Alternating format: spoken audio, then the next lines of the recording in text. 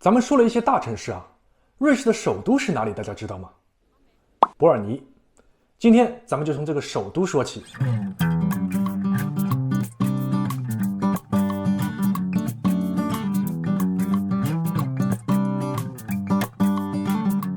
伯尔尼，瑞士联邦的首都，也是大量行政机构的所在地，是瑞士最大的公共行政中心，人口大概14万。别看城市小，在这里的生活成本可是和苏黎世和日内瓦差不多的。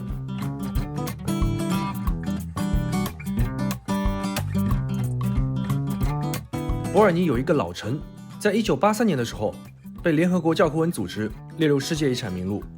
一个重要的理由就是它既保留了中世纪的城市结构，又能适应现代国家复杂的行政职能。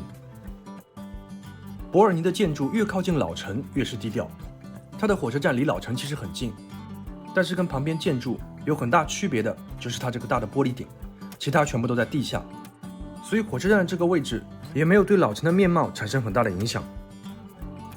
而这个火车站对着的就是它的老城区，往前走就到了玉塔。伯尔尼原先有3座这样的塔，都是作为防御使用。第一座就在火车站那里，原先还有城墙。这个是第2个，再往里走就是另一座时钟塔。这个时钟塔最早是个防御塔，后来渐渐的改建加建，变成了一个监狱，再后来改成了一座钟楼。到了18世纪，又对它进行了巴洛克风格的改建。老城区最大的特色就是两边都是拱廊，就像我们南方的骑楼，两边是各种购物街。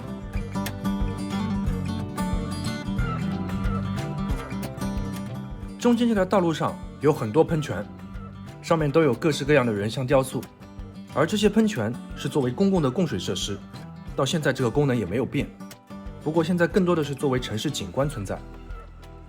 道路中间是一条水渠，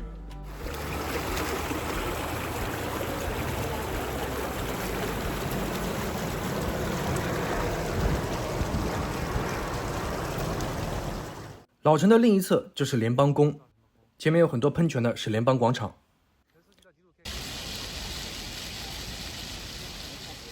老街两旁还有教堂、市政厅等一系列建筑。走到最底端，跨过老桥之后，那里有一个动物园，这个动物园里面有3只熊，而伯尔尼的城市徽章上面就有一只熊。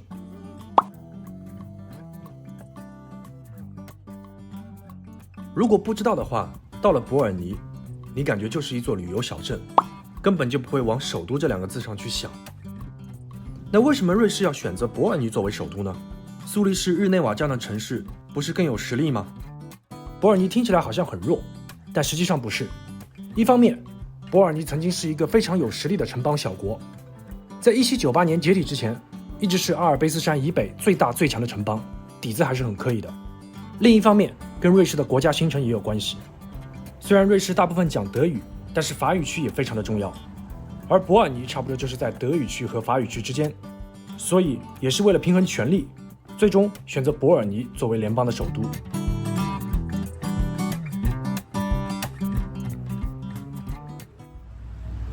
接下来我们到伯尔尼旁边一个非常重要的法语城市洛桑去看一下。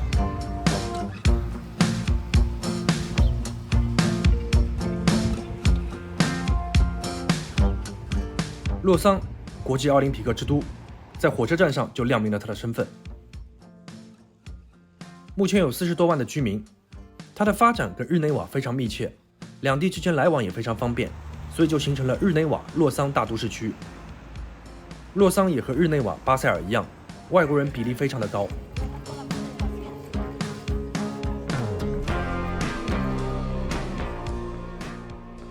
洛桑除了是奥林匹克总部的所在地之外，其他很多国际体育组织的总部也都设在这里，国际乒联、排联、棒联、曲棍球、击剑、马术、摔跤、游泳等等，各种联合会的总部都在洛桑。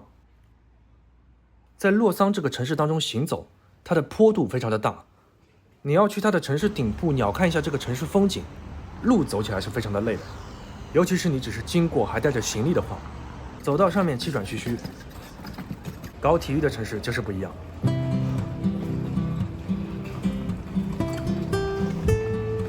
到达洛桑大教堂之后，就可以从更高的视角欣赏这个城市的风景了。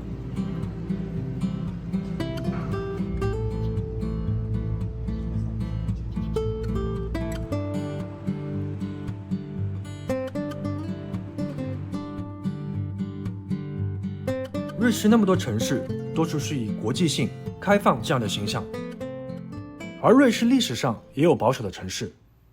接下来就是代表之一，卢塞恩。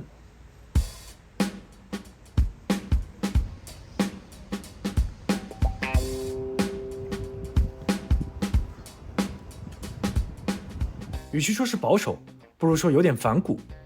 咱们之前说过，瑞士的历史上有一段时间跟法国关系很好。在17世纪初，瑞士就有一支雇佣兵为法国的皇室服务。那么后来，咱们在讲法国杜勒利宫的时候，提到过路易16从凡尔赛宫被押送到了杜勒利宫，而在杜勒利宫保卫国王的就是1000多名的瑞士雇佣兵。后来在法国大革命期间，革命者攻占了杜勒利宫，而瑞士军团战斗到了最后。为了纪念这些瑞士士兵，在卢塞恩的一个公园里就有一座狮子纪念碑。狮子身上插着一根毛，来寓于当时的瑞士卫兵。现在这个当然是卢塞恩重要的城市景点，但是刚建起来的时候，对这个雕像的争议和批评其实蛮大的，因为它的资金来源主要是欧洲贵族，代表着旧势力，而卢塞恩很早就已经是农民反贵族运动的中心。后来法国占领了瑞士，成立了赫尔维蒂共和国，曾经有一段时间的首都就是卢塞恩。后来拿破仑倒台，瑞士又恢复了联邦体制，这时候卢塞恩就想脱离瑞士联邦，是吧？哥们儿以前什么地位？这就成了后来瑞士独立联盟战争的导火索，这也是瑞士本土到目前为止的最后一次战争。从这个结果来看，曾经跟伯尔尼要争首都的卢塞恩也变得安静了许多。在2007年，卢塞恩跟旁边的立陶这两个地方的居民进行了投票，以微弱优势同意这两个地方合并，新的城市仍叫卢塞恩，并保留了卢塞恩的徽章。过了几年，卢塞恩又想合并旁边的小城市，但都遭到了拒绝。卢塞恩现在是瑞士中部的社会和文化中心，它的发展相对比较缓慢，但因为有着丰厚的历史沉淀，景色也很漂亮，所以它是瑞士主要的旅游目的地之一。卢塞恩以前有一个圆顶的火车站，但是在1971年毁于火灾，后来通过建筑竞赛，著名的建筑师卡拉特拉瓦赢得了设计，所以现在卢塞恩的火车站是非常现代的，立面屋顶都有大量的玻璃，采光非常的好。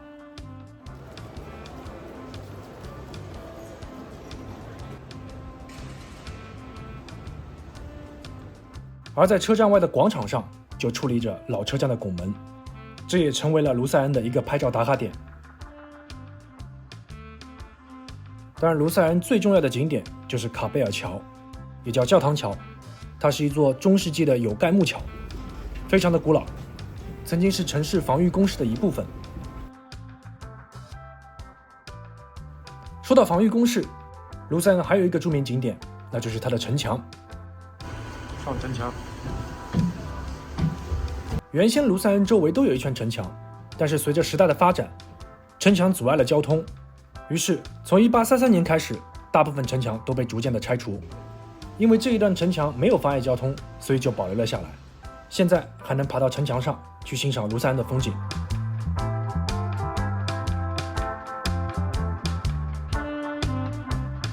总的来看，三座城市的个性也非常鲜明。伯尔尼现在就是比较纯粹的首都加上旅游城市，老城走一趟下来非常的漂亮。洛桑更像是一个小号版的日内瓦，就是这个路的坡度有点大。卢塞恩一个充满历史的旅游城市，虽然城市不大，但是在瑞士国家的进程当中，关键的节点总会有它。看完了大大小小的城市，接下来咱们去看一下瑞士的山山水水。下期再见。